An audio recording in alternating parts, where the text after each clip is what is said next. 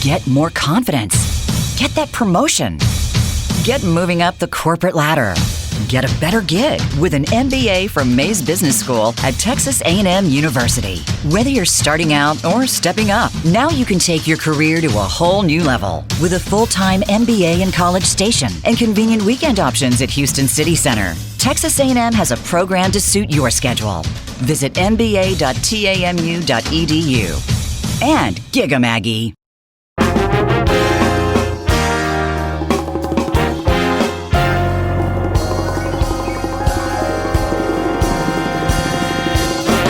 Howdy, welcome to Mays MasterCast. I'm Shannon Deere, the Assistant Dean for Graduate Programs, here with your grandiose host, Ben Wiggins. Hello, Shannon. What's going on? Grandiose. Grandiose today. It's very me. It's good to be here. It's a beautiful day in Aggieland, per usual. It is. It truly is. It's been an amazing week. I am loving it. Today on the show, we have Walt Rakowich. He is a leadership speaker and former executive of Prologis. He tells an amazing story about how he took over the company after it was really in financial distress and turned it around. Prologis is a global real estate company. And like we said, it was near collapse when he took over as CEO in 2008. He had previously worked there for a while and then stepped down and resumed a role there at Prologis after it became distressed. And he quickly implemented a change in culture through transparency and orchestrating a dramatic turnaround and restoring the company's position in the industry. He is an author now. He wrote an amazing book called Transfluence. And in addition to speaking to audiences on a range of leadership topics, Walt also serves on a number of corporate and philanthropic boards that he talks about on the show as well that all have a great mission. Before starting his business career, Walt attended Penn State, where he received his BS in accounting. He went on to earn his MBA from Harvard Business School. And in his free time, Walt enjoys traveling, mentoring youth, and participating in a wide range of community service initiatives. He and his wife, Sue, have 2 adult children, and they now live in Colorado. We hope you enjoy the episode with Walt. It has so many good nuggets on leadership. I gave a lot of BS answers in accounting, but no one ever gave me a degree for that. That I don't doubt, Ben Wiggins. We welcome Walt Rakowich to the show. How was your weekend? You know, Ben, I've always been a glass half full person, but I have to tell you, it was a tough weekend for me. This is the weekend that we ended up putting our dog down, and it's a black lab. She had been with us for 14 years, and I think it's like losing your best friend. I mean, it's or like losing a family member. But you know, I got to tell you, on the positive side, sometimes grieving can be good. You know, it really makes you realize how blessed you are to have things in your life that you care deeply about. And dogs really are a blessing. And so looking back on it, on one hand, I grieved this weekend. And on the other hand, I looked at it and I said, wow, what a great 14 years that we had with this dog. So that was my weekend. I am very sorry for the loss of your friend and happy for the time that you had with her. Thanks. Well, it's a little hard to transition from that, but that's fine. Not a problem. So let's dive in with our icebreaker question. What is your favorite superpower? Yeah, my favorite superpower is actually invulnerability. And okay, it's really the ability to take blows from bullets, kind of like Superman or Luke Cage, somebody like that. Yeah. And the reason is because I think in leadership, taking bullets is inevitable. And having to, basically having to get through. Your ability to deal with adversity, and we'll probably talk about that once or twice more, and kind of still get up again is critically important. And so when I was thinking about my favorite superpower, it has a lot to do with the invulnerability, kind of the ability to take blows and still get up and move on. I think that has a lot to determine your success as a human being. And on the subject of dealing with adversity, when you became the CEO of Prologis in 2008, the stock had dropped from over $70 per share to approximately $2 per share in 10 months, making it the third worst performing company in the S&P 500 to that point. What made you want to take over leadership of a company that was performing so poorly? Yeah. Well, I think it's probably helpful if I go backward a little bit. Sure. And just sort of explain the situation that I was in. I had actually been with the company at that point in time. I had been with the company the prior 14 years. Okay. And I had, risen through the ranks of the company, kind of in an operating role as the regional vice president, and then ultimately became the chief financial officer and the president and chief operating officer of the company. And over that 14-year stretch, the company just blew it out, was a complete darling on Wall Street, giving investors like a 20% compound annual return over that period of time. And so it was just an awesome company to be a part of.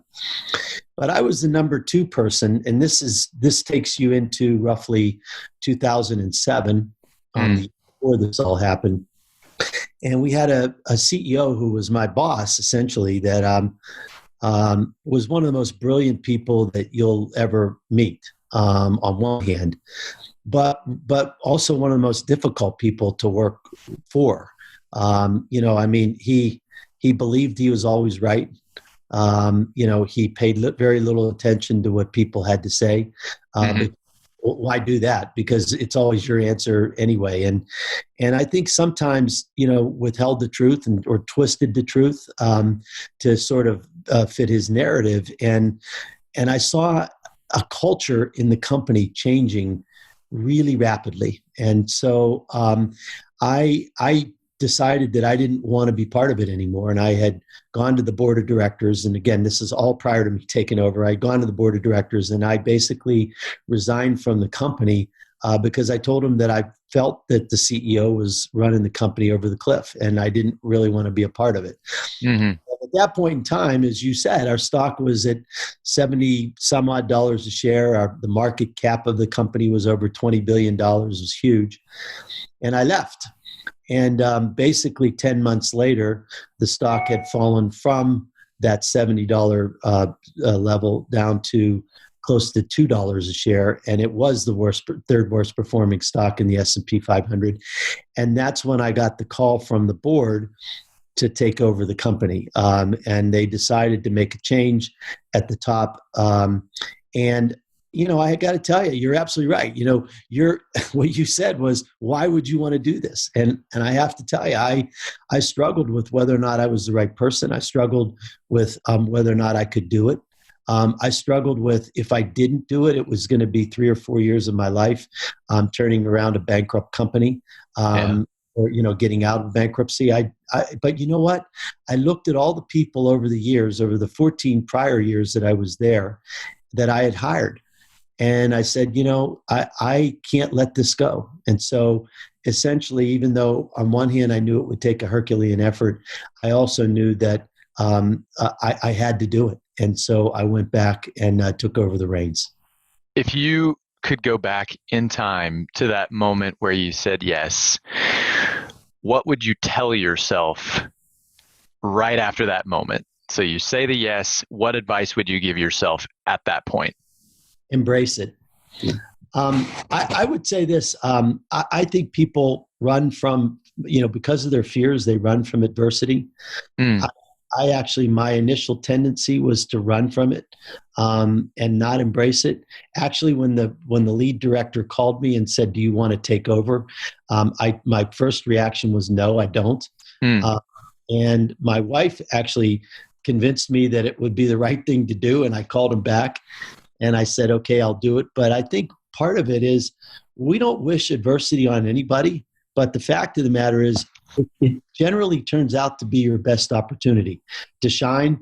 Well, and it could be your best opportunity to fall. But I truly believe that the best leaders become great leaders through adversity. And so I would say that I would embrace it a little bit more wholeheartedly, fear it less, realize that nobody that takes over a position like that truly has the chops. You just have to learn how to do it, and don't fear it. That's what my advice would be for myself. So you seem like someone who is, I mean, as we sit here now, you're someone who is very comfortable with adversity, comfortable with the prospect of failure.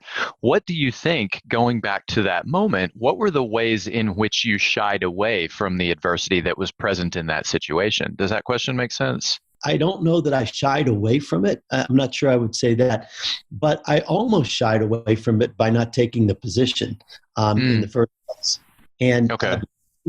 Because I was fearful of it, and there's no other way of saying it. And I doubted myself, as we all. But once I did make that decision, I was all in. What about the other people around you? What was buy-in like at first? Did people buy in? Did they doubt your ability to turn things around? I mean, $70 to $2 is a precipitous drop. What was the mood like? How did people react to you? Tell us a little more about that. Well, I would say, first of all, I think there was a lack of trust in the organization overall when that kind of stock price fall happens. Employees wonder what's next, right? And I think they probably began to distrust the board and distrust the management team and the like. But Right. I think our people ever, to answer your question specifically, the good news about me being there for 14 years prior to that is I had built up, I think, a pretty good rapport with a number of the people that were there. And I don't think our people distrusted as much. Or I should say, didn't buy in. I think it was more, I wasn't sure if I bought into my ability. I really believed it was more myself. And the other thing I'd say is that I inherited one of the best management teams of all time, but they were dysfunctional. They had been made dysfunctional, I think, by some of the things that had happened prior to me coming back with respect to the former leader at the organization. And one of the things I did do that I think was critically important looking back on it, Ben, was that I hired a coach. And the coach came, and basically the coach coached the entire management team, 10 people, and one-on-one. And there were some people I think he helped more than others, but I would say in general, I'm a big believer in coaching. I'm a big believer in having somebody from the outside help you through this process. Yeah. And I think in our case, in the long run, it really, truly helped. Over the first year or 6 months even, what was retention like? Did people mostly stick around? Was there an exodus at some point? Did you have to clean house at some point? So we were on the verge of bankruptcy. And so you have to understand that companies that are on the verge of bankruptcy are in the layoff mode. Yes, yes. We laid off a third of our workforce. Okay. And, look, I say to people all the time, when you lay off 5% of your workforce, it is, you're basically laying off fat. But when you start getting into 30%, you're laying off flesh and bones. And for us, letting go of a third of our workforce within 6 months of me coming back was tough. And I also had to let go 4 out of the top 10 people in the management team, which was also tough. These were people that were close to me over the years, but I just didn't know that they had the right stuff to, in essence, go through. I mean, there's people that are really good at growth, and then there's people that are pretty good at if you will, saving companies, and not everybody is built for both. And so we had to let go of a number of different people. And so retention, net of the 33% that we ended up letting go of, was actually quite good. Okay. Well, I'm sorry for all those people who had to lose their jobs, and I'm sorry for you guys who had to figure out that transition. Let's talk a little bit about your background. So very briefly, where did you grow up? So I grew up in Pittsburgh, Pennsylvania, the Steel City of America. Yes. Although not anymore. I suppose, yes. How many in your family? Well, I had, of course, my mother and my father, who both have passed away, and then I have 2 younger sisters. Okay. We both live in Pittsburgh still today. What did your parents do? How did that impact you? Yeah. So my parents were very, very hardworking, blue collar people. My dad owned a grocery store. Unfortunately, he lost an eye in a robbery Oh, there, and he had to close the business and went on to be an assistant manager at Kmart. okay. And in his retirement, he was an usher at the Pirates and the Steelers games. And, everybody loved my dad. My dad was just such a likable, affable person. And one year I can remember him winning the Usher of the Year for the Pittsburgh Pirates. My mother, on the other hand, was an assembly worker. She picked vitamins at General Nutrition. She cleaned office buildings for a living to make extra money. And my mother was really one of the hardest working women that I had ever met. And so we did not have any financial wealth, Ben, whatsoever. There was always, but I would say that there was always a wealth of love and support in our family. My parents were just absolutely terrific. They appreciated what they had. They were very upbeat, positive. And I think the most important thing that they taught me was that to appreciate people for who they were, not what they had accomplished, not what they had, because we just never had that much. And I think that had a great deal of impact on my life. It's funny, you look back and you realize how much your parents truly do impact you. And in my case, they did. You mentioned that your father lost an eye in a robbery at the store. What was that like for you? That had to have been horrible. Well, at that point, it's a great question, Ben. At that point in time, I was only about 3 years old, so I wasn't old enough to recognize. But basically, and I talk about this in my book, my dad, a person came in to rob my dad, and he came in with a lye. I don't know if you're familiar with it, sort of a white powder. Yeah.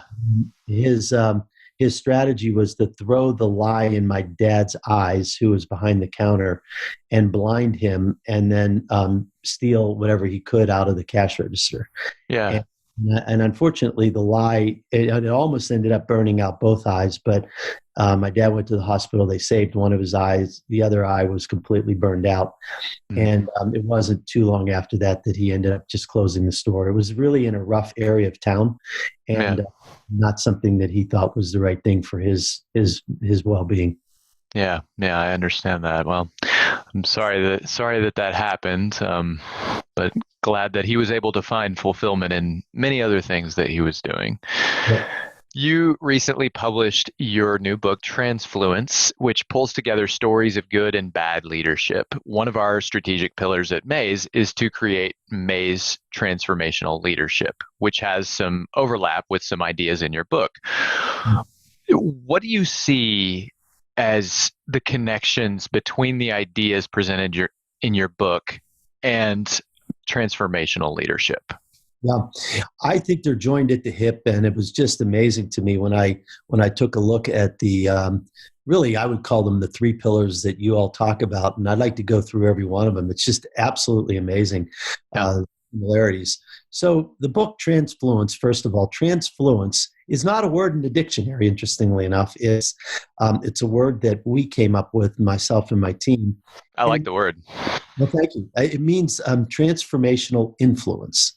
It's short for that, which I think is the essence of leadership. In the book, I talk a lot about the fact that I truly believe that leadership is about the transformational influence that you have on other people. Mm-hmm. Look, we're all in life, and we lead with an objective, a goal. In my case, the goal was turn around the company, stupid. You gotta turn around the company, get it on good financial footing, etc. But in reality, that's sort of the destination. I think leadership is more about the journey. I think leadership in getting to the destination is about the influence that you have on other people, and it's about building trust. Okay, and so when you think of it that way, as the essence of leadership, transformational influence. And then I compare it to the Maze definition. The first thing is inspiring and influencing others toward a common vision. Well, that word influence is right there.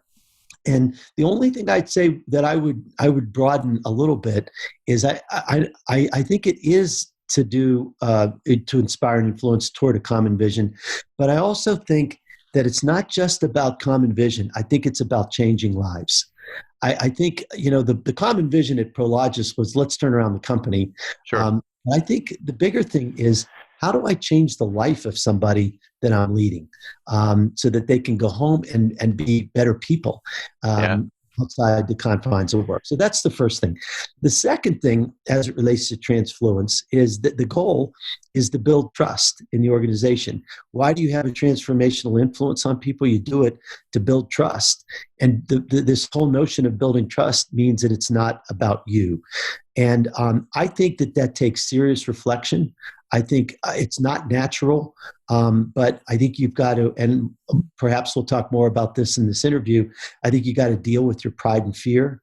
I talk about that in the book. I talk about being vulnerable to understand your weaknesses. I talk about developing transparency, and I talk about doing it through humility, through honesty, and through heart. Well, those are all things, and that relates to your third pillar, which is foster development of self and others through reflective learning. I think, it's all about learning about yourself, because if you're going to influence other people, you better know about your strengths, weaknesses, things you do well, things you don't do well. As I mentioned earlier in this call, I'm a big believer in personality testing, coaching, 360-degree evaluations. I think that's all critically important. And the third thing is in Transfluence, I talk about the importance of leading with purpose, meaning and purpose, providing meaning and purpose to those that you lead. I think businesses lead the world. I really do, and I think you create value through a whole host of things, not the least of which is the societal impact that you have. And so that relates to your third, which is courageously challenge the status quo to create sustainable value and positive impact, a social impact. And so it relates so closely to some of the things that I talk about in the book that it's frankly scary. I have to tell you, it's just amazing how close those three pillars are to the things that I talk about. I don't know if there's a better Mays answer than that. Thank you very much. We appreciate it. Good.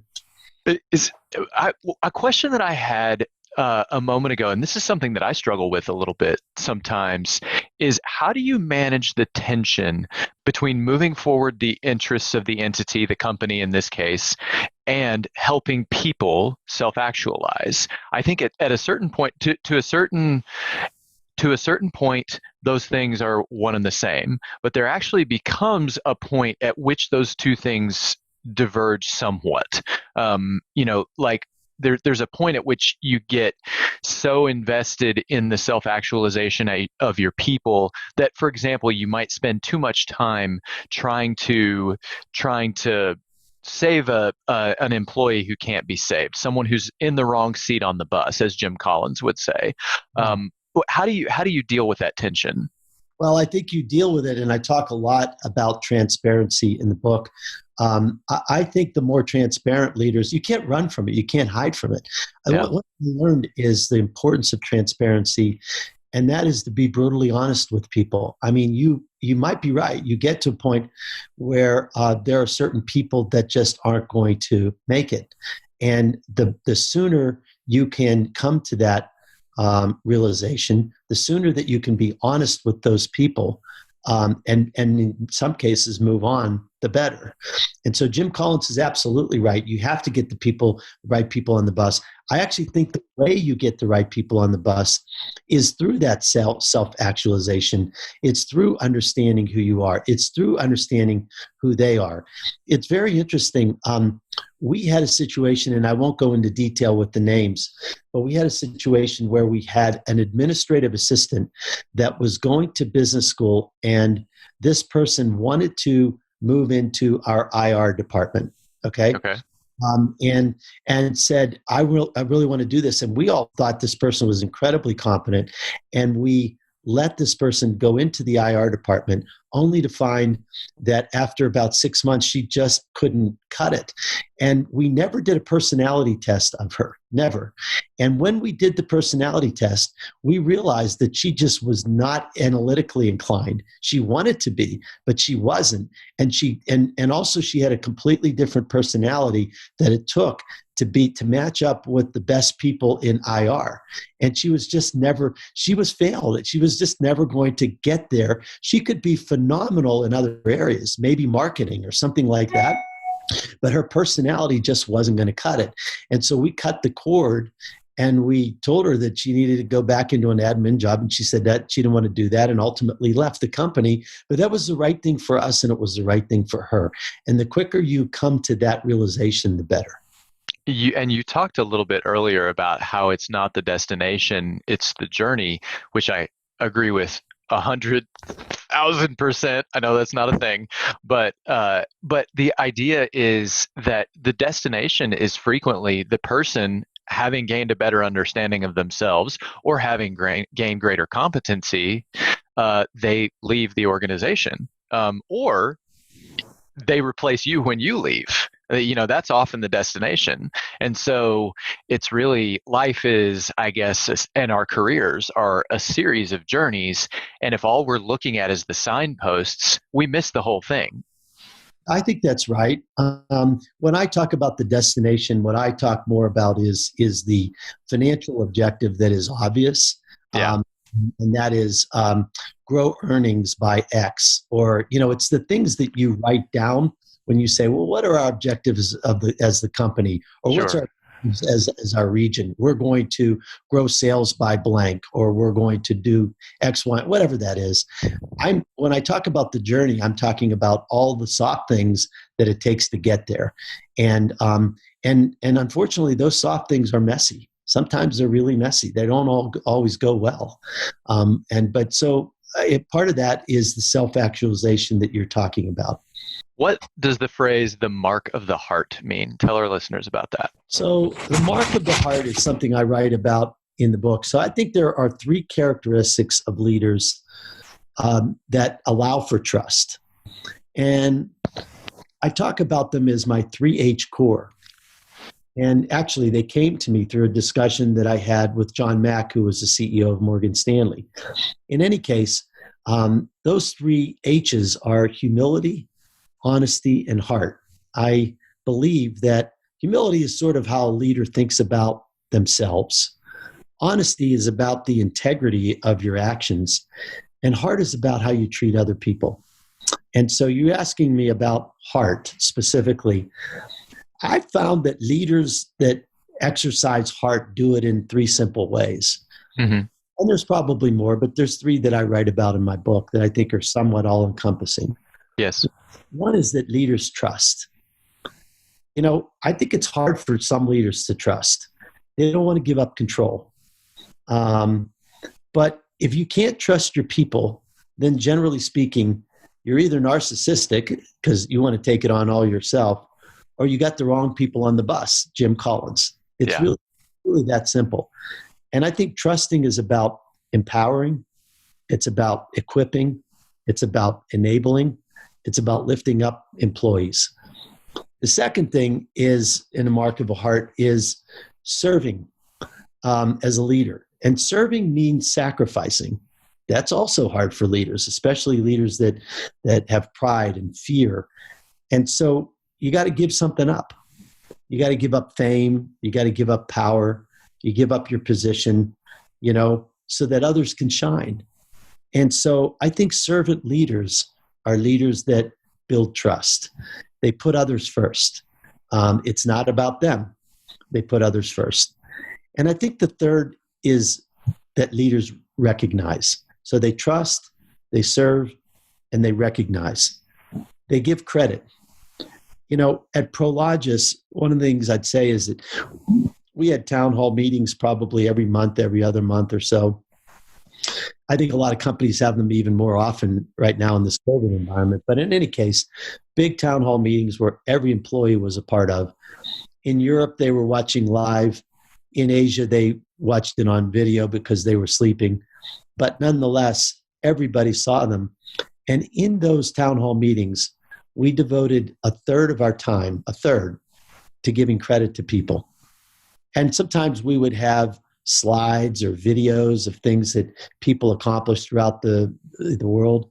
And sometimes we would actually ask them to come into the corporate headquarters, or we would ask them to dial into where they were and tell us a little bit more about what they had done. And in many cases, it actually had nothing to do with the financial metrics of the company. It had a lot to do with what we were doing socially, how we were giving back in the communities and the like. Okay. And I think giving that kind of credit, giving people airtime, and allowing them to tell their storytelling is so important in businesses. And so that's what I'm talking about when I say the mark of a heart. Leaders that trust others, leaders that serve others, and leaders that recognize others. Good stuff. Who served you the most in the writing of your book? Who was the biggest help to you? Great question. I tell you one thing. It's one thing to lead, and many things when you're leading are kind of intuitive, and it's another to organize your thoughts and commit them to something in writing. that is much, at least for me, that was much more difficult. Yes. And to commit it to something that's easy to read. I can't tell you how many books I've read over the years where I was like, wow, there's some good thoughts here, but this is way too complicated for me. I mean, I can't even get through a chapter or two. Right. So something easy to read, something that has some graphics, that's hard for a leader, especially somebody in business that just doesn't do it. So I found that it took a village. I assembled a team of 4 people over the years that helped me with my blogs. They helped me with social media. They helped me and because I'm a dinosaur, and because they helped me with my PR efforts. They helped me through publishing, and frankly, they helped me stay current. We have weekly conference calls where we talk about current events, what's hot, how do we sort of talk about what is out there and relate it to leadership, related to the very essence of leadership, which I think is transformational influence. And so the biggest thing I learned from writing the book is I still have to lead. And it's not just me, it's really leading a team. And it takes that village to create the kind of product, if you will, that you're trying to create. You are on multiple boards for both corporate and nonprofit organizations. The nonprofits you're a part of tend to focus on education of youth in inner cities. Tell us about a couple of them, Colorado Uplift and ACE Scholarships. Let me just say this. I think education is critically important. And 2/3, this is why I'm excited about what we do. 2/3 of all incarcerated Americans did not receive a high school diploma. That probably won't surprise you. But when you think about people that go to jail, unfortunately, most of them are high school dropouts. And in Colorado last year, we had 9,000 high school dropouts. You can imagine California, New York, Sure. And one of the biggest reasons for that is a lack of having a caring adult in their lives. And you can go back and take a look at studies all over the place. They'll tell you that the problem, unfortunately, is it becomes a cyclical thing where if dad is incarcerated, a lot of times mom's on drugs, and there's just no caring adult. And the same thing happens with the child. And so Colorado Uplift, let me talk most firstly about them. Our mission is really to change that. And so we teach inner city kids in public schools, 4th through 12th grade, character and leadership qualities. We teach them because, they learn math, they learn English, they learn science, but nobody's teaching them about character. And mom and dad's not teaching them about character oftentimes. So we teach them about having a vision. We teach them about courage. We teach them about respect. We teach them about responsibility. We teach them about integrity. 7 character qualities for success. And we teach them about what it means to be a leader, to be career-minded, to communicate, which oftentimes they don't have that ability, and problem solve and those sorts of things. And so last year, the organization's been around for 40 years. Last year, we worked with 3,700 kids in 20 schools. Denver Public Schools hires us to come in and do this. We teach them 5 days a week. Over 90% of our students graduate versus the Denver Public School graduation rate, which is closer to 60%. And over 85% of our graduates go on to college, trade school, or the military. And the reason is because we provide kids with a caring relationship, and we teach them about what character is all about. We have an after-school program as well, where we mentor them in casual settings, and we have an adventure program which exposes them to new activities and the like. And so, I truly believe, Ben, that one of our greatest opportunities as a society is right there in front of us. I mean, we might have had a 3.5% unemployment rate prior to COVID, but I can tell you that in the inner city, it wasn't 3.5%. And there's tremendous opportunity to employ people over time, but you got to teach them the right basics about what character and leadership is all about. Makes as it relates to ACE, real quick. Yes. No, please go ahead. That's Uplift. Oh, by the way, we've taken Uplift to 11 cities now throughout the United States. And so we're on a national expansion out of Colorado as well. ACE, on the other hand, also focuses on inner city education. But what we do at ACE is we give scholarships to inner city youth to go to private schools. We basically fill the slots in private schools that aren't filled by sending inner city kids there and giving them scholarships, which is just another way of lifting kids out of poverty through education. So that's my focus. I spend a great deal of time doing that, and I'm proud to say that it's one of the coolest things that I do. Yes, it sounds like it. What's been the best moment for you in being a part of these organizations? Something that really made your heart soar? Listening to personal testimonies. I had lunch last year with an African American woman who went to 10 different schools before she started high school. Actually, she spoke at our house not long after that, and she mentioned the fact that in 1 year in high school, she had to move 16 times. Most of those moves were into the back seat of cars, her aunt's car, her aunt's friend's car. This is where she lived. This is how she had to do her homework. Yeah. As a teenager, she dealt with abandonment, poverty, homelessness. But she had one goal in her life, and that was to become a commercial pilot. And she had that goal because, interestingly enough, this is pure coincidence, but I have a friend who has a helicopter, and he takes inner city kids above the city of Denver every Monday morning, and he teaches them to pray on the city. And interestingly enough, he also shows them that their world is broader than just the 12 blocks that they live in and go to school in. Yeah. And that raised her awareness about becoming a commercial pilot. And she wanted to become a commercial pilot. And so we helped her to do that. And interestingly enough, last spring, she graduated with a 3.8 GPA, magna cum laude, from Embry-Riddle Aeronautics University. And I had lunch with her, and I brought her together with the very person, my friend, who took her up in the air. And last summer, she did an internship with Alaska Airlines in Seattle. And now she's training to become a certified flight instructor. Is that awesome? Boom. That is awesome. What a great story. And that's what I'm talking about. So you say, what is it that gets you excited? And I would tell you that it's the testimonials. It's the results. It's seeing somebody, even if it's one person, but it's not one person. It's thousands of people.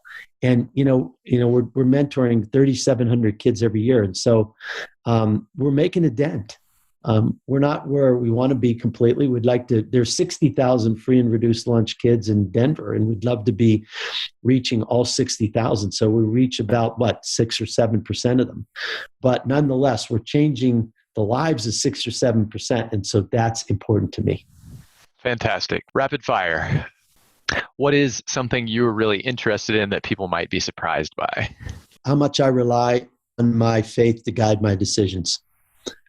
Might surprise people because it isn't as if I talk about my faith all the time, but I would say, when I was really in the midst of turning around the company, it would not be unusual for me to spend an hour of time at least every morning between the hours of 4 and 5 just talking to my creator. And it was amazing how many answers came out of those discussions.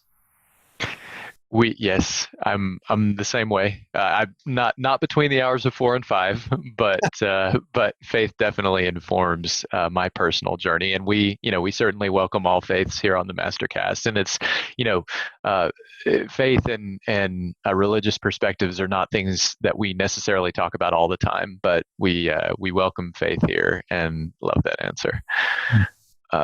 What is your favorite book? I'd say my favorite book was written by a gentleman called Rick Warren. It's called The Purpose-Driven Life. Yes. And it talks about that we all have a purpose in life. And it sort of directs us towards finding it. And another related book to that, not that you asked me about a second, but it truly was one I just read last year, was written by Viktor Frankl. It's called Man's Search for Meaning. And Viktor Frankl was in the Nazi concentration camps. Yeah. And talked about how people survived the concentration camps. And it was almost always the people who had purpose in their lives and meaning. They lived for something. They could see something on the other side that they were living for. And I like to think that I'm the same person. And so those two books, I would say, were very influential in my life.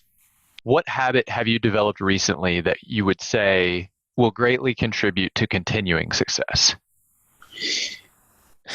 I would say the habit that I've developed since I left Prologis, which is now 7 years ago, is having more margin and balance in my life. Okay. More time to spend with other people, more time to think. I think the problem sometimes in business, especially as a CEO of a multi-billion-dollar company, is that you are on the road all the time.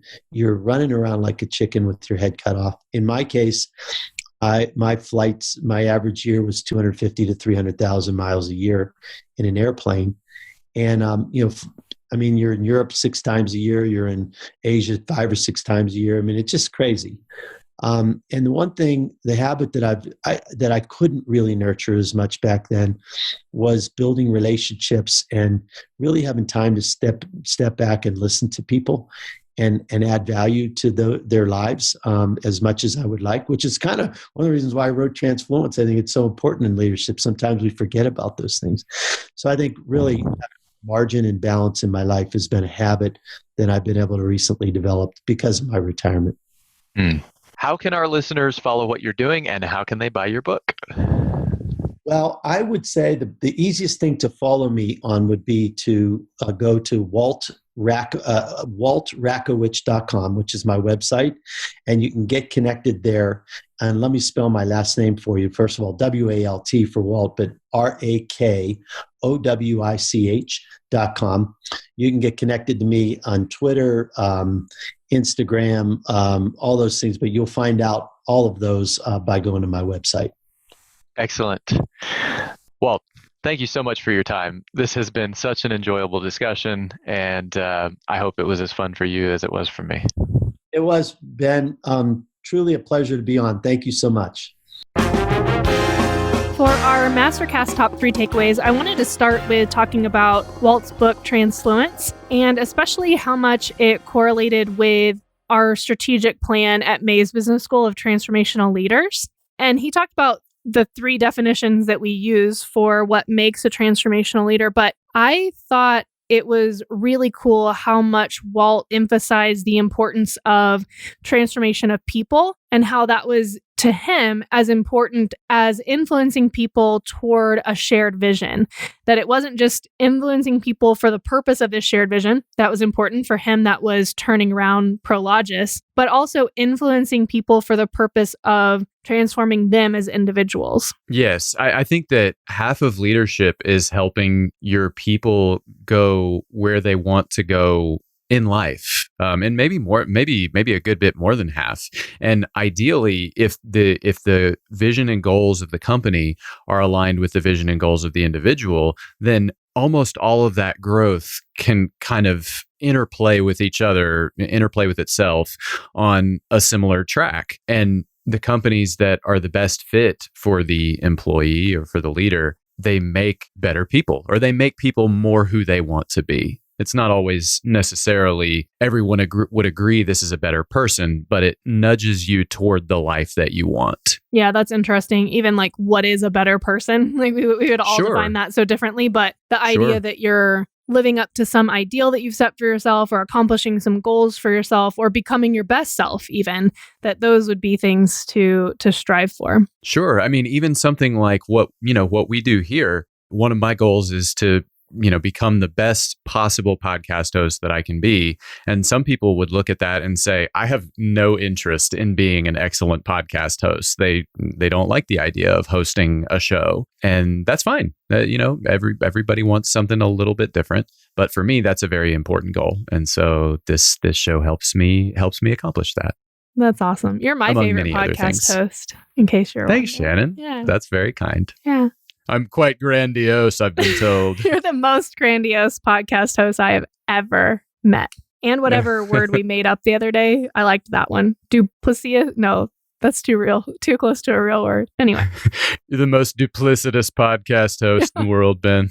We did make up a word. I can't remember what it was, though. That's the problem with making up a word. True enough. You can't look it up after that. So the second takeaway was Walt's conviction about leaving Prologis when he felt like the CEO was running the company into the ground. And I thought what was interesting about that was that he did it kind of at the peak of the company's financial performance. He did it when the company was performing well, not when it was starting to tank, but when it was performing well. And he had so much conviction that he didn't like the way the CEO was running the company that he left. Yeah. It is a move that not only requires a lot of courage, but also requires a lot of careful self-examination to say, it kind of goes back to the conversation we just had, the conversation about, all right, what kind of person do I really want to be? What is this looping me into? Do I want to be a part of that? I think that companies are doing better and better with identifying really specific behaviors that they want to be associated with. Just as companies, I think as products, especially like this is most obvious in restaurants. There are now restaurants that are just mac and cheese. There are restaurants that are just chicken salad. And I think that other companies are continuing to specialize in many of the same kinds of ways. But I think that mission statements and core values are also getting much more specific. And in many ways, I think that some companies are embracing core values that would not really have been thought of as kosher previously. And then other values that might have been accepted in the past are no longer accepted really by any successful company. So it's kind of interesting how the world has changed in that respect. It's a little bit of a paradox. Yeah. The point you bring up about the mission statement and core values becoming more specific and really reflecting a company more accurately, I think is really important. And we've talked to a couple of guests, Jonathan Brinsden at Midway and RJ Heckman at Korn Ferry. And they both talked about how their core values really influence their hiring even, and how where the company is at a given time, what the company is doing at a given point in time, what the company's mission and core values are, how that really should influence who we bring in to the organization. And Walt talked a little bit about that too, with making sure that you have the right people on the bus and that you have people you can trust. And that's not because that person is deficient so much as it is they may not be the right fit for where the company is in that situation. He talked about people who were good for growth and people who were good for turnaround, and how sometimes the same people aren't good at both of those two things, and how important that is. So it really is fit for the company as far as the mission and core values, fit for the company as far as where it is at that moment in time. And those are important things to be thinking about and looking for. Yeah, I think it goes back to what Simon Sinek says. You don't want people who want to do the job that you have available. You want people who believe what you believe. And the same thing is even true for customers. You don't want customers who want to buy what you're selling. You want customers who believe what you believe, because that connection runs so much deeper than I want to buy a phone or I want to buy a car. It's what does this represent to me? So to steal a phrase from Gordon Gekko, clarifies and cuts through and captures so much of what you're putting into your product or service. It unifies things in a way that other ways of thinking about your employee, your customer, your product, your service do not. Belief, that's the tie that binds.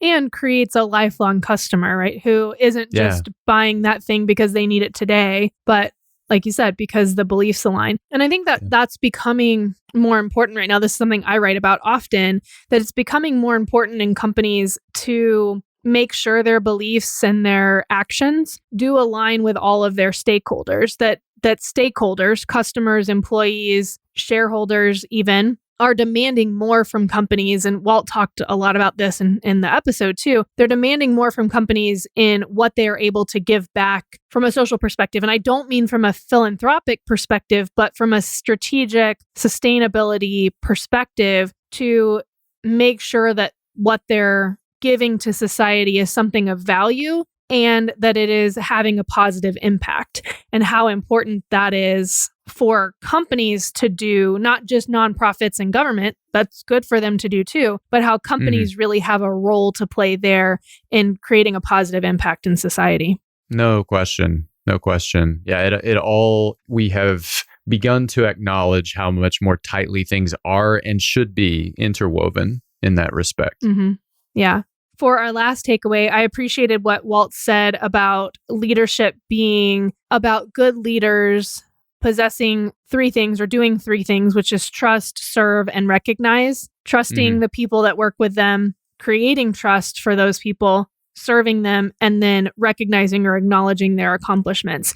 And there's so many leadership frameworks out there, and some of them are complex and some of them are simple. But I thought those three words really capture a good chunk of it, that it's trust, serve, and recognize your employees, and how far that could take a leader with just those three words. One other thing that I think is important about that is how you balance those three, because for some people, to be trusted is the most important thing, and to be empowered in a way that makes it clear they're trusted is the most important thing. For others, to be served, and it really kind of comes down to love languages in a way. I like that. And being able to individualize in that respect is such an important tool, because some people really need recognition. Some people don't need recognition. And also the type of recognition is really important. I remember when I was working with Steve Pato, good friend of the show, he recognized early on, no pun intended, that for me, I did not care about standing up in front of everyone. We would do a sales meeting on Fridays, and we would run through this. If you wrote business, stand up. If you wrote more than this amount, stay up. People would sit down, and the last person standing would usually get, a round of applause. And Steve figured out very early, I did not care about that. What I did care about was private time with him for 45 seconds even, where he would tell me, hey, you're doing a good job. You're really killing it with this company, and you've got a great future here. And so it's so strange, because I look at those two things and I say, what's the difference? But I was there. It was me. So there was a difference. And Steve was great at noticing that and figuring out the even more granular version of not just trust, serve, and recognize. It was different versions of trust, serve, and recognize. And how that all plays together can be really tricky to enact correctly. It's a great point. A lot of it is, really honing your instincts in terms of what people need. Well, and as the great Dr. Janet Marcantonio says, there's a golden rule and then there's a platinum rule, which is treating people how they would want to be treated. And that's the trick. That's the hard part, right? That I want recognition in this way, but that may not align with your values or what you value as far as recognition, trust, and service. And so really acknowledging not the way that you want those things to be reflected, but the way that your employee, each individual employee does is really important. And the stuff of challenging leadership. Yeah, it can be very challenging sometimes. And what is even more challenging, I think this is less of a problem than it used to be, is when you're trying to mine what someone needs and you're trying to figure out how they want to be treated, and they're upset with you because you don't already know. The whole want you to read my mind thing, I think that's a powerful effect, and it's really detrimental. I'm firmly of the opinion that people should ask for what they want, not expect others to read their minds. Yeah, that's a good point. Do you want to close us with a quote? I would love to close us with a quote. This is from Chuck D, but I heard it from Travis Kling through Justin Kling. And so this is a favorite of Travis's. Never let a win go to your head or a loss go to your heart. That's good. I like that one. Chuck D. Yep. Thanks for listening. An MBA from Texas A&M University can take your career to a whole new level. With full-time and weekend options, Texas A&M suits your schedule. So get a better gig. Visit mba.tamu.edu. Looking to start a podcast? Trying to tackle questions like, how do I record? How do I edit? How can I get music for my show? What equipment do I need? How do I distribute it? Good news. The podcast architects are here to help. Whether that's from start to finish, fixing the audio quality, helping you get the episodes posted, go to podconsulting.co. Everyone has something worth sharing with the world.